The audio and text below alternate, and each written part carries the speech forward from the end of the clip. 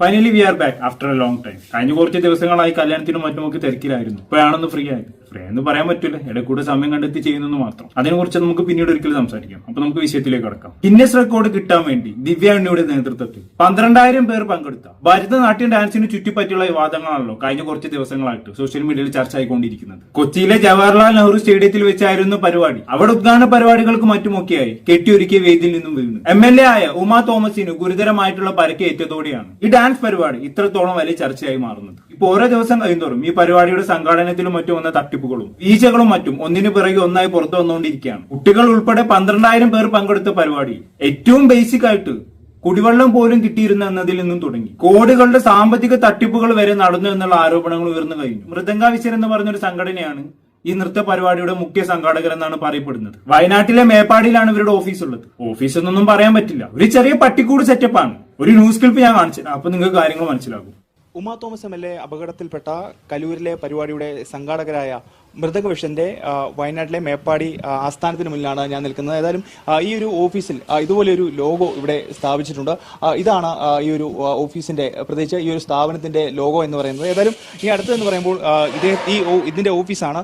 100 square ഫീറ്റിലാണ്, ഒരു കടമുറി മാത്രമാണ് ഇവിടെ പ്രവർത്തിക്കുന്നത്. ഏതായാലും ഈ ദൃശ്യങ്ങളിൽ കാണുന്ന പോലെ തന്നെ 2 മേശകളും അതോടൊപ്പം തന്നെ ഒരു 4 കസേരകളും മാത്രമാണ് ഇവിടെ ഈ പ്രവർത്തിക്കുന്നത് എന്നുള്ളതാണ് പ്രധാനമായും നമുക്ക് ഈ ദൃശ്യങ്ങളിൽ നിന്ന് വ്യക്തമാകുന്നത്. പ്രത്യേകിച്ച് നമ്മൾ ഇതിന് സമയമുള്ള കടക്കാരോടെല്ലാം തന്നെ ചോദിക്കുമ്പോൾ അവർ പറയുന്ന ഒരു കാര്യം, സ്ഥിരമായ രീതിയിൽ ഇവിടെ ഒരാളും വരാറില്ല, ഒരു ലേഡി സ്റ്റാഫ് ഇടയ്ക്ക് വരാറുണ്ട് എന്നുള്ളൊരു കാര്യം ഇവിടുത്തെ പ്രത്യേകിച്ച് ഇതിന് തൊട്ട് സമീപമുള്ള കടയിലെ ആളുകളെല്ലാം തന്നെ നമ്മളോട് പറഞ്ഞു വെക്കുന്നുണ്ട്.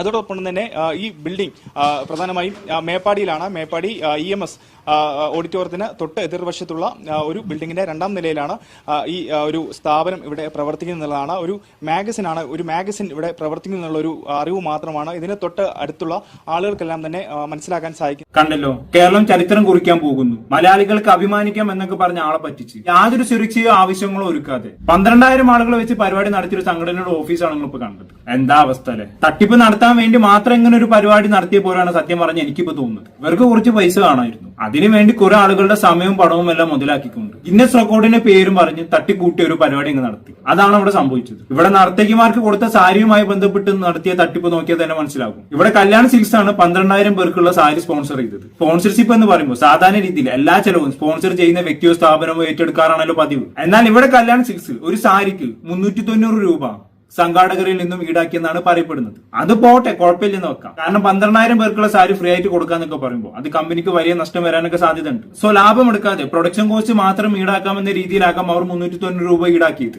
എന്നാൽ ഇങ്ങനെ 390 രൂപക്ക് കിട്ടിയ ഈ സാരിക്ക് നർത്തകരിൽ നിന്നും സംഘാടകർ എത്ര രൂപയാണ് ഈടാക്കിയെന്ന് അറിയേണ്ടത്? 1,600 രൂപയാണ്. അതായത് ഒറിജിനൽ പ്രൈസിൽ നിന്നും ഏകദേശം 4 ഇരട്ടിയോളം രൂപ ഇവർ ഈടാക്കി എന്നുള്ളതാണ്. അങ്ങനെ നോക്കുന്ന സമയത്ത് സംഘാടകർക്ക് സാരികളിൽ നിന്നും മാത്രം കിട്ടിയ ലാഭം എത്രത്തോളാണ്? ഒരു സാരിയിൽ നിന്നും ഏകദേശം 1,210 രൂപ വെച്ച് നോക്കിക്കഴിഞ്ഞാണെങ്കിൽ ഏകദേശം 1.5 കോടിയോളം രൂപ മാത്രം സാരിയിൽ നിന്നും കൊള്ളലാഭം ഉണ്ടാക്കിയെന്ന് പറയേണ്ടി വരും. ചെറിയ കുട്ടികൾ ഉൾപ്പെടെയാണ് ഇവരിവിടെ പറ്റിച്ചതെന്ന് ഓർക്കണം. കഴിഞ്ഞില്ല, രജിസ്ട്രേഷൻ ഫീ എന്നും പറഞ്ഞ് ഒരാളിൽ നിന്നും 35,000 രൂപ വെച്ച് ഇവർ പിരിച്ചെടുത്തിട്ടുണ്ട്. 4 കോടിയിലധികം രൂപ ഇവർ ഇങ്ങനെയും ഉണ്ടാക്കി. ഇത്രയും രൂപ പിരിച്ചെടുത്തിട്ടാണ് യാതൊരുവിധ സുരക്ഷാ സംവിധാനങ്ങളും ഇല്ലാതെ ഈ പരിപാടി ഒരുക്കിയത് നിങ്ങൾ ഓർക്കണം. ഇവിടെ ഉമാ തോമസ് തന്നെ വീണ് പരിക്കേറ്റ സംഭവങ്ങളൊന്നും നോക്കി. ഉദ്ഘാടന പരിപാടിക്ക് വേണ്ടി ഇവർ ഒരുക്കിയ വേദി നിങ്ങൾ എല്ലാവരും കണ്ടിട്ടുണ്ടാകുമെന്ന് വിചാരിക്കുന്നു. ഒന്ന് മുന്നോട്ട് കാലെടുത്ത് വെച്ചാണെങ്കിൽ താഴെ വീഴുന്ന രീതിയിലാണ് സ്റ്റേജിൽ കസേരകൾ ഒരുക്കിയിട്ടുള്ളത്. അതെന്നെ സംഭവിക്കുകയും ചെയ്തു. കസേരയിൽ വന്നിരുന്ന് എന്തോ ആവശ്യത്തിന് വേണ്ടി എഴുന്നേറ്റ് ഉമാ തോമസ് കാല് തെറ്റി വീഴുകയായിരുന്നല്ലോ. 11 അടിയോളം വീഴ്ചയിലേക്ക് തലയും മുഖവും നിലത്തു കുത്തിയാണ് അവർ വീണത്. ഉയരത്തിൽ വേദി ഉണ്ടാക്കുന്ന സമയത്ത് സാധാരണ ഈ രീതിയിലുള്ള അപകടങ്ങൾ മുന്നിൽ കണ്ട് ബാരിക്കേഡുകളും മറ്റു മുന്നൊരുക്കങ്ങളൊക്കെ നടത്താറുണ്ട്, പ്രത്യേകിച്ച് VIP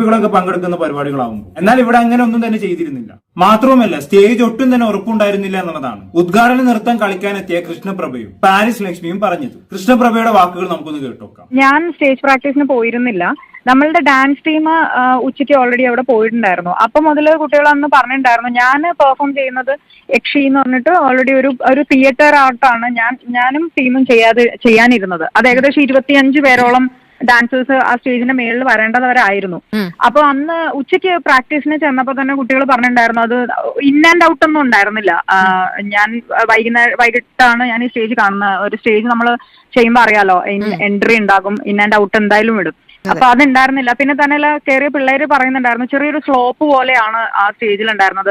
പാരിസ് ലക്ഷ്മി ഒറ്റയ്ക്ക് പെർഫോം ചെയ്തിട്ടുണ്ടായിരുന്നു. അവർ ഒറ്റയ്ക്ക് പെർഫോം ചെയ്തിട്ട് പോലും ചെയ്യാൻ പറ്റുന്നുണ്ടായിരുന്നില്ല. കാരണം ഒരു ചെറിയൊരു സ്ലോപ്പ് പോലെ ഉണ്ട് അവിടെ, ഒരു ഉറപ്പ് കുറവുണ്ട് ആ സ്റ്റേജിന് എന്ന് അവർ തന്നെ പറയുന്നുണ്ടായിരുന്നു. അല്ല, അപ്പൊ ഈ പറഞ്ഞ ഈ പരിപാടി വിളക്ക് കൊളുത്തുന്ന സ്റ്റേജിൽ ഒരു പെർഫോമൻസും ഉണ്ടായി അല്ലേ? പാരിസ് ലക്ഷ്മി ഡാൻസ് ചെയ്തിട്ടുണ്ടായിരുന്നു. അപ്പൊ അവര് ഒറ്റയ്ക്കാണ് ചെയ്തതും. അപ്പൊ രണ്ടാമത്തേതായിരുന്നു ഞാനും എന്റെ ടീമും കയറാനുണ്ടായിരുന്നത്. പക്ഷെ അപ്പത്തേനും എന്റർടൈൻമെന്റ് വേണ്ട എന്ന് പറഞ്ഞിട്ട് നോർമലി ഗിന്നസ് അനൗൺസ് ചെയ്യാണ് ചെയ്തതും. വൈൻഡപ്പ് ചെയ്യാണ് എന്ന് പറഞ്ഞു. സേഫ്റ്റി മെഷേഴ്സിന്റെ ഇതിൽ നമ്മൾ ഷോ വൈൻഡപ്പ് ചെയ്യാണ്. അപ്പൊ മറ്റു പെർഫോമൻസ് ഒന്നും വേണ്ടാന്ന് പറഞ്ഞിട്ട് ഞങ്ങൾ തിരിച്ചു പോരുവാണ് ചെയ്തത്. അപ്പൊ ഒരു കണക്കിന് നന്നായി എന്ന് തോന്നുന്നു. കാരണം ഒരാൾ തന്നെ അവിടെ പെർഫോം ചെയ്തപ്പോൾ സ്റ്റേജ് അത്ര ഉറപ്പില്ലായിരുന്നു എന്നുള്ളതാണ് ലക്ഷ്മി പറഞ്ഞിട്ടുണ്ടായിരുന്നത്. അപ്പൊ പിന്നെ ഞങ്ങൾ 25 പേരും കൂടെ സ്റ്റേജിൽ കയറിയല്ലോ അതിന്റെ അവസ്ഥ അറിയാൻ പറ്റുമല്ലോ. അതെ, പാരിസ് ലക്ഷ്മി ഒറ്റയ്ക്ക് കളിച്ചപ്പോൾ തന്നെ സ്റ്റേജിൽ കുലുക്കം അനുഭവപ്പെട്ടെന്നാണ് അവർ പറഞ്ഞത്. അപ്പൊ പിന്നെ 25 പേർ ഒരുമിച്ച് കളിച്ചിട്ടുണ്ടായിരുന്നെങ്കിൽ ആ വേദി മൊത്തത്തിൽ പൊളിഞ്ഞു വീണ് ഇതിനും വലിയ അപകടം സംഭവിച്ചേനെ. അതുറപ്പാണ്. ഇത്രയും വലിയ പരിപാടിക്ക് ഇത്രയും മോശമായ സെക്യൂരിറ്റി ഒരുക്കുന്നു എന്നൊക്കെ പറഞ്ഞാൽ എന്താ ഞാൻ ഇതിനൊക്കെ പറയാം. ഇനി ഈ പരിപാടിയിൽ പങ്കെടുത്തൊരു ഡാൻസ് ടീച്ചറുടെ അനുഭവം കൂടി കേട്ടു നോക്കാം. ഒരു കോർഡിനേറ്റർ ഇല്ല, പുറകിൽ വെള്ളം എത്തുന്നില്ല, അങ്ങനത്തെ കുറെ ടീച്ചേഴ്സ് റൗണ്ട് എന്നുവെച്ചാൽ സ്റ്റേഡിയത്തിന്റെ ബാക്ക് സൈഡിൽ കൂടെ അങ്ങേ അറ്റം നമ്മൾ ഈ ടീച്ചേഴ്സ് പിള്ളേരുടെ അടുത്ത് നിൽക്കണം. അവിടെ ഒരു കോർഡിനേറ്റർ പോലും ഇല്ല. നമ്മൾ ഇവരെ ഇട്ടിട്ട് വെള്ളം എടുക്കാൻ നമ്മളൊരു കേസ് എടുത്തുകൊണ്ട് പൊക്കിക്കൊണ്ട് പെണ്ണുങ്ങൾ വരിക എന്ന് പറഞ്ഞാൽ വലിയ കേസാണ്. പലർക്കും ദൂരേന്ന് വരുന്നവരുണ്ട്, മടുത്ത് വരുന്നവരുണ്ട്. ഒരു കോർഡിനേറ്റർ പോലും അവിടെ വെള്ളം എത്തിക്കുന്നില്ലായിരുന്നു. ഒരു ബൂത്ത് മാത്രമേ ഉള്ളൂ അങ്ങേ അറ്റത്ത് സ്റ്റേജിന്റെ സൈഡില്. നമ്മൾ പുറകിൽ നിൽക്കുന്നവരൊക്കെ അങ്ങേ അറ്റത്ത് ഒരു കുറേ ദൂരം നടന്നിട്ട് ഈ കേസും ബുക്കിയാണ് പിള്ളേർക്ക് വെള്ളം കൊണ്ടു കൊടുക്കുന്നത്. ഒരു ഇത്തിരി വെള്ളത്തിന് വേണ്ടി വരെ എനിക്ക് ആകെ ഒരു കംപ്ലൈന്റ് എന്ന് പറഞ്ഞത് ബാക്കിയൊക്കെ നമുക്ക് സഹിച്ചിരി വെള്ളം ആ കുട്ടികൾക്ക് കൊടുക്കാൻ ഒരു കോർഡിനേറ്റർ പോലും ഇല്ല. അവിടെ നിരത്തി നിർത്താൻ കോർഡിനേറ്റേഴ്സ് ഇല്ല. അതൊക്കെ ടീച്ചേഴ്സിന്റെ റെസ്പോൺസിബിലിറ്റിയാണ്. പിന്നെ കറക്റ്റ് ആയിട്ട് നമ്മളോടൊന്നും കമ്മ്യൂണിക്കേറ്റ് ചെയ്യുന്നുണ്ടായിരുന്നില്ല. ഒന്നും അകത്തേക്ക് കൊണ്ടുപോകാൻ പാടില്ല എന്ന് പറഞ്ഞു കുറെ പേര്. എന്നിട്ട് പോലീസുകാർ ബാഗ് അടക്കം ബസ്സിൽ വെപ്പിച്ചു. അകത്ത് കയറിയപ്പോൾ കുറെ പേര് ഹാൻഡ് ബാഗ് എടുത്തിട്ടുണ്ട്. അങ്ങനെ എടുക്കുവാണെങ്കിൽ നമുക്ക് ഫോൺസ് എടുക്കായിരുന്നു, വെള്ളം എടുക്കായിരുന്നു, അവർക്ക് കൊടുക്കാൻ എന്തെങ്കിലും ഭക്ഷണം എടുക്കായിരുന്നു. ഇതൊന്നും പാടില്ല എന്ന് പറയുന്നത് കുറെ പേര് എടുത്തിട്ടുണ്ട്. ഒരു കൃത്യനിഷ്ഠയില്ലാതെ അങ്ങനെയൊക്കെയാണ് നടത്തിയത്. ഫോട്ടോസ് പോലും എടുക്കാൻ പറ്റിയില്ല. ഫോട്ടോസ് ഇപ്പൊ ഞാനൊരു ടീച്ചർ ആയതുകൊണ്ട് ഞാൻ എന്റെ കയ്യിലൊരു ഫയലും ഫോണും ഞാൻ എടുത്തു. ബാക്കി കുട്ടികളുടെ ഒന്നും ഫോൺ എടുപ്പിച്ചിട്ടില്ല. എല്ലാം അകത്ത് വെക്കണം എന്ന് പറഞ്ഞുകൊണ്ട്. നമുക്ക് അതൊക്കെ സഹിക്കാം, കുഴപ്പമില്ല. ഇത്തിരി വെള്ളത്തിന് വേണ്ടി നമ്മൾ കുറേ നേരം വെയിറ്റ് ചെയ്തു. അതായിരുന്നു മെയിൻ ഒരു ഇഷ്യൂ. കാരണം വെള്ളം എന്ന് പറയുന്നത് നമുക്ക് ഒരു 4 മണിക്കൂറോളം ഇവർ ആ സ്റ്റേഡിയത്തിൽ നിൽക്കുന്നതാണ്.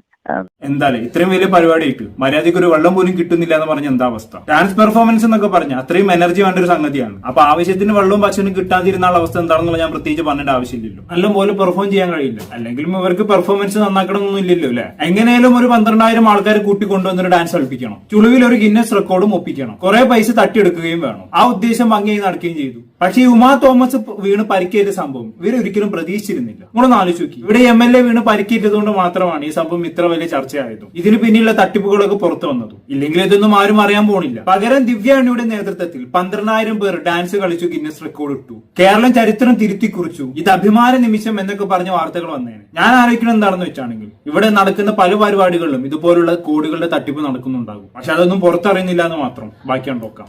ഗിന്നസ് വേൾഡ് റെക്കോർഡ് എന്നുള്ള പേരുകൊണ്ട് മാത്രമാണ് എല്ലാവരും പങ്കെടുക്കുന്നത്. പിന്നെ തുടക്കത്തിൽ കുറച്ച് ജോയ് കൃഷ്ണൻ സാർ അവരൊക്കെ ഉണ്ടായിരുന്നു. അപ്പൊ ആ ഒരു ഗിന്നസ് വേൾഡ് റെക്കോർഡ് എന്നുള്ള പേരുകൊണ്ട് മാത്രമാണ് നമ്മളിത് ചേരുന്നത്. അല്ലാതെ ബെനിഫിറ്റ് ഒന്നും സത്യം പറഞ്ഞതുകൊണ്ടില്ല.